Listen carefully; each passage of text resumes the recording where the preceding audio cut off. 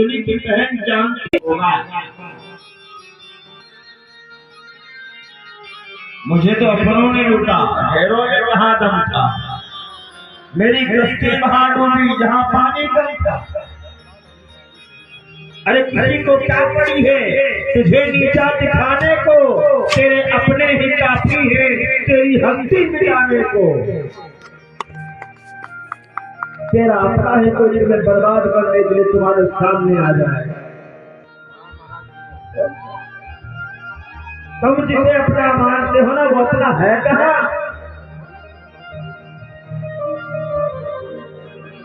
दुनिया की सिर्फ दर्द देना जानती है, मरहम लगाने वाला कौन मिलता है साहब।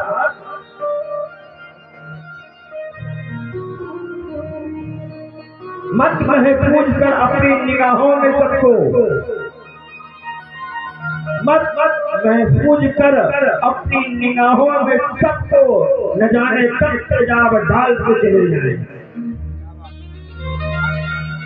यहाँ कोई है अपना भला। आज जिंदगी की बहन जानती है अगर ये फल खाएगी उसको बेटा होगा, और इसको बेटा हो गया ना तो सारा धन वैभव पूरा हो जाएगा। और यदि ये फल नहीं खाएगी तो मैं अपना बेटा इससे दे दूंगी, और मैं अपना बेटा दे दूंगी ना इसका सारा धन वैभव मेरा हो जाएगा। ऐसा जिंदगी को समझाया, जिंदगी ने फल नहीं खाया। समय आया जिंदगी के बहन को जो पुत्र हुआ रातों रात जिंदगी के पास भिजवा दिया। जिंदगी ने बाहर पहुंचा दी, मेरे पुत्र हुआ। आतिक देव जी बेचारे क्या जाने कि क्या हुआ। प्रसन्न भाव में बधाई देने लगी। जिंदगी ने कहा अरे सुनते हो मेरे पुत्र हुआ है, और मेरी बहन को भी पुत्र हुआ, वो मर गया। मैं नहीं जानती बच्चों को कैसे पाला जाता है, तो बहुत तो हम अपनी बहन को बुला ले। बुला लो बुला।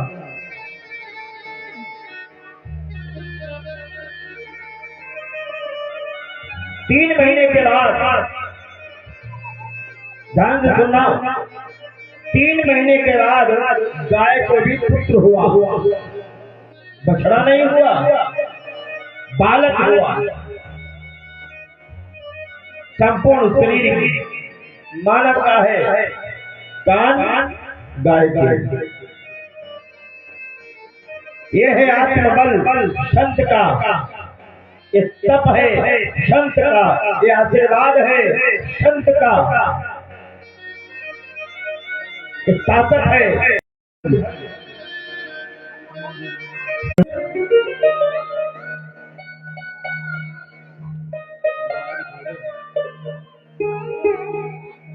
दोनों बालक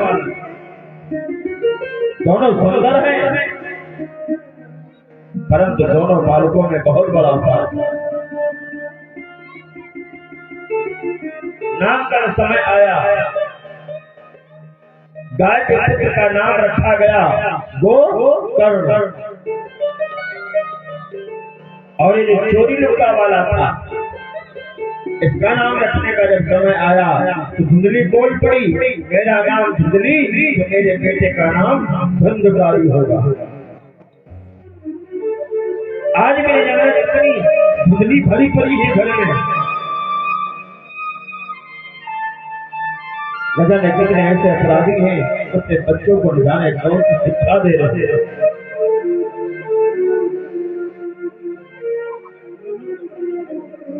कर्मों के फल से कोई बचा नहीं अभी तक, कोई भी हो। कर्म ही प्रधान है। आप जैसा कर्म करेंगे आपको फल भोगना ही पड़ेगा।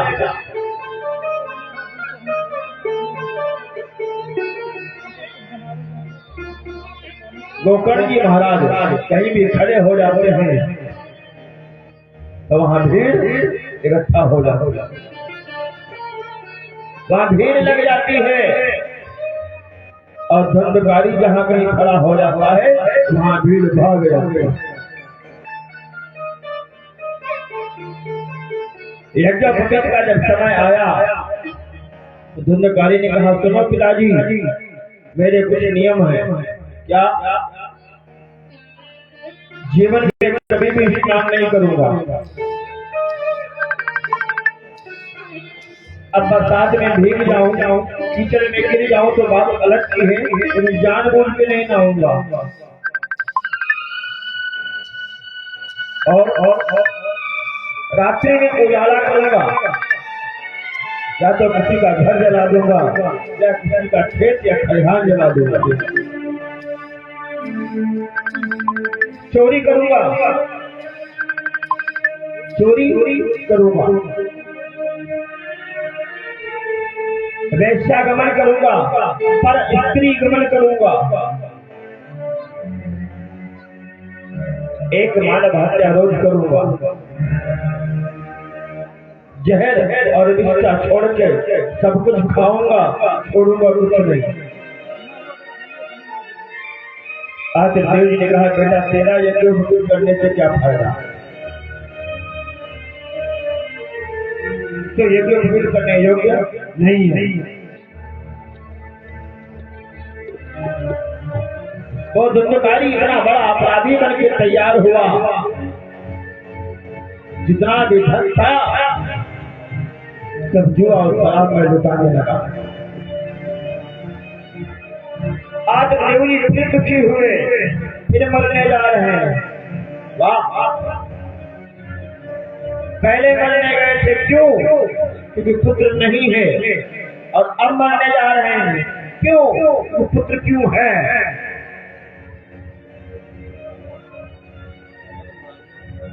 पुत्र नहीं होता है तो एक दुख होता है, और पुत्र हो और वो पुत्र निकल जाए तो दुखों का पहाड़ टूट पड़ता है। उस माता पिता से जाके पूछो, उसकी औलाद उसकी बात नहीं मानती। और माता पिता से जाके पूछो, जो माता पिता से उनके बच्चे लड़ाई करते हैं। अरे माता पिता तुम्हारे लिए क्या नहीं करते हैं, और तुम हो अपने माता पिता का अपमान करते हो। जो बालक अपने माता पिता से लड़ाई करता है, जो माता पिता से अभद्र व्यवहार करता है, ना तो कोई देवता उसकी पूजा स्वीकार करते हैं, ना तो कोई पूर्वज उसके द्वारा पिंडदान स्वीकार करते हैं, और ना ही वो कभी स्वर्ग की ओर जा पाएगा। उसकी अधोगति हो जाएगी, उसकी दुर्गति हो जाएगी जो पुत्र माता पिता से लड़ाई करेगा, जो माता पिता से अभद्र व्यवहार करेगा।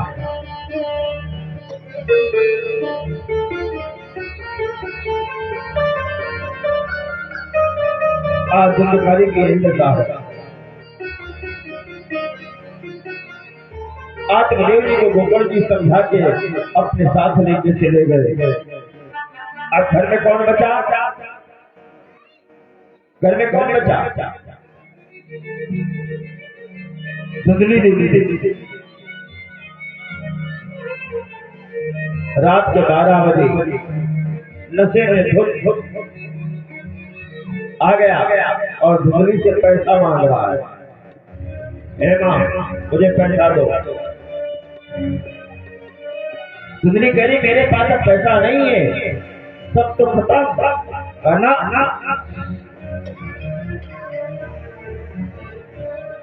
मुझे पैसा चाहिए। चूल्हा जल रहा था, जलती हुई चूल्हे से लकड़ी निकाल के धुंधली की पिटाई चालू कर दी। धुंधली हर घर हर दरवाजे पे जा रही है, और जहाँ जाती है हर कोई अपना दरवाजा बंद कर देता है। क्यों? अगर तुमने किसी के लिए अपने दरवाजे खोले होते तो तुम्हारे लिए सैकड़ों दरवाजे खुल जाते। अगर तुमने किसी की सहायता की होती तो तुम्हारी सहायता के लिए हजारों लोग खड़े हो जाते। अगर तुमने किसी का सम्मान किया होता तो आज तुम्हारे सम्मान के लिए हजारों लोग खड़े हो जाते। अगर तुमने किसी को भोजन खिलाया होता, जल पिलाया होता तो आज तुम्हारे लिए भंडार लग जाते। तब तुमने तो कभी किसी के बारे में सोचा ही नहीं। तुमने तो अपना समझा कि जो है सब मेरा है। तो जब तुमने किसी की ओर नहीं देखा तो तुम्हारी ओर कौन देखेगा? जब किसी ने जिंदगी की सहायता नहीं की, क्या करे, कहाँ जाए? समझ गई अब बच नहीं पाऊंगी। जब बीच गांव में कुआं बना था, उस कुआं में कूद गई और अपने प्राण दे दिए। क्या मिला? संत पे भरोसा कर लेती तो गाय का पुत्र जिंदगी का होता। पति पे भरोसा कर लेती, पति की आज्ञा का पालन करती तो गाय का पुत्र जिंदगी का होता। आज जो घर की दशा हुई है इसके मुख्य कारण कौन है? जुगली। नारी जो है ये पत्नी अगर सही घर में आ जाए तो नरक जैसे घर को स्वर्ग बना देगी, और गड़बड़ आ जाए तो स्वर्ग जैसे घर को नरक बना देगी।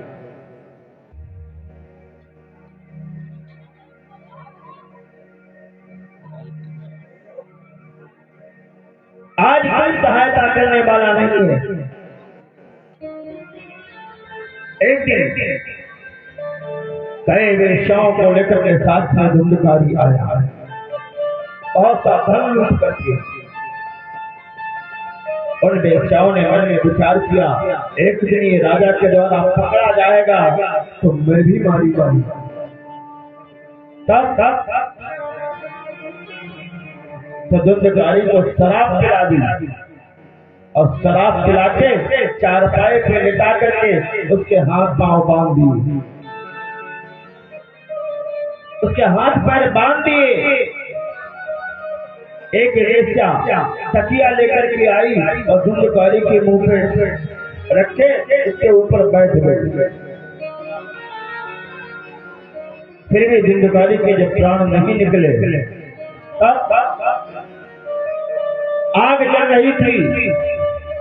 एक लोहे के पात्र में आग भर के लेके आई, दहक है अंगार। उस आग को धुंधकारी के मुंह पे डाल दिया। तब धुंधकारी तड़प तड़प के मर गया।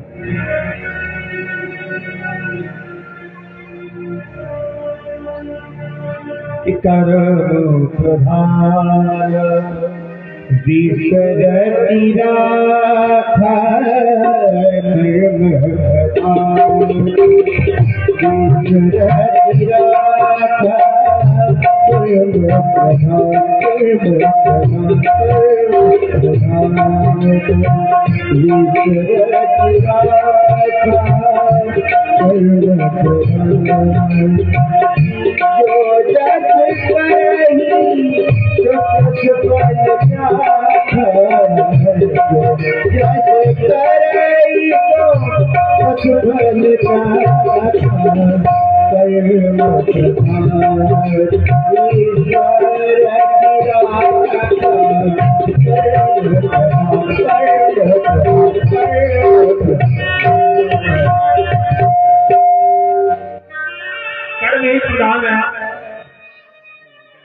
एक बात बताओ, इतने लोग यहाँ बैठे हैं, ए बच्चे,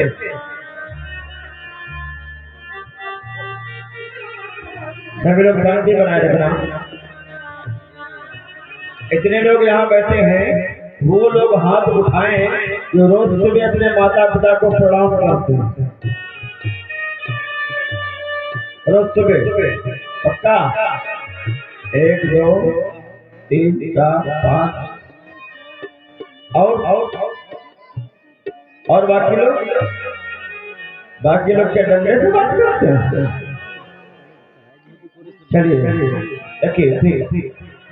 अच्छा, वो लोग हाथ उठाएं माताएं जो अपने सास ससुर को रोज प्रणाम करती है।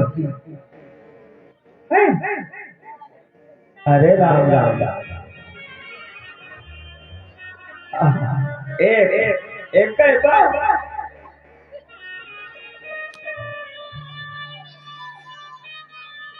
और बाकी सब चीज अच्छा, चलो कोई बात नहीं। वो लोग वहां तो कहा जो सास ससुर को रोज धमा ऐसा नहीं है। हाँ देखिए ध्यान देना, हर बच्चे का अधिकार है और ये होना चाहिए कि रोज अपने माता पिता को सिर ढक के प्रणाम करें। अरे बेटा, हर बहू अपने सास ससुर को रोज प्रणाम करे।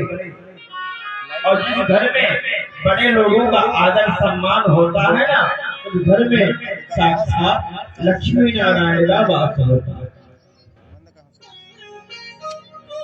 लेकिन आजकल प्रणाम करने नहीं जानते।